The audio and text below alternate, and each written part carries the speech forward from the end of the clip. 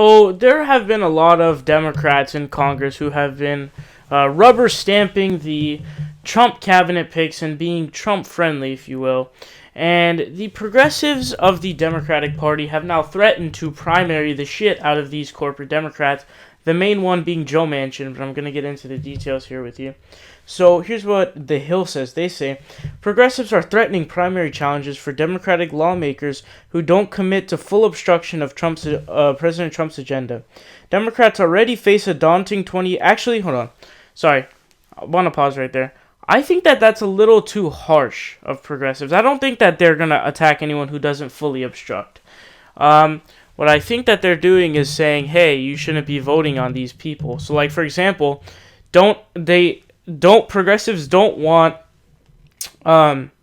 Democrats to obstruct a bill that would raise minimum wage or to smash the TPP and things like that. They would just be stupid. Democrats already face a daunting 2018 landscape with 10 senators up for re-elections in states that Trump won. However, the threat of primaries foes going up against vulnerable Democrats such as West Virginia's Joe Manchin further complicates the party's chances of coming out with a net victory. But the party's left flank is convinced that a full embrace of progressivism is the only way to return to power and is ready to fight for the party's soul. When I first read this, I thought they were going to talk about Justice Democrats, but they talk about a different organization. Quote, we fundamentally reject the assumption that Democrats can only win in red states by pandering to racists and big bankers, said Claire Sandberg, a co-founder of the Progressive Political Action Committee. We will replace you. The way we beat Trumpism and take back Congress and state houses is offering a coherent vision of our own to put people back to work. We don't need to completely compromise our values and our principles. We will replace you as the most visible effort gearing up to back primary challenges from the left, spearheaded by a group of progressives, including 2 former senior staffers on Senator Bernie Sanders' presidential campaign. The group's website includes a warning for Democrats to looking to avoid a competitive primary race. So they are going after these guys like Joe Manchin who are rubber stamping, but I think I've said this on the show before, but the main numbers, so 28% say they consider themselves a Republican, 25% say they consider themselves a Democrat, and 44% consider themselves an independent. So how do you win general elections?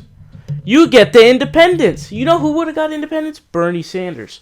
You know what independents are? They are not centrist. They are the result of centrism. So neoliberalism and centrism has led to the massive growth of independents where they say, hey, fuck these guys. They don't give a shit about me. They both are big, huge bank supporters. They don't care about me. They're all corporate. So it's like, okay, yeah, you're great on social issues, Democrats, most of the time. But hey, you're not really helping me in any other way. So it's like, you know, hey, you're helping them ship jobs overseas by pushing the TPP. So the thing is, we need a progressive movement, and it's totally true, because Bernie Sanders would have raked in the independents. He would have raked them in so easily, and that's the thing. So anyone who says someone like him is unelectable is so false, because a vast majority of the country, in comparison to parties, so the Democratic Party, 25, Independent, 44. Republican Party, 28, Independent, 44. So that's who needs to be able to get votes from independents. That's why Hillary Clinton didn't win. No independents give a shit about Hillary Clinton. Hillary Clinton is not the, I'll tell you about it. She's the epitome of the failure of the Democratic Party and corporatism's failure of the current election cycle and the election cycles to come.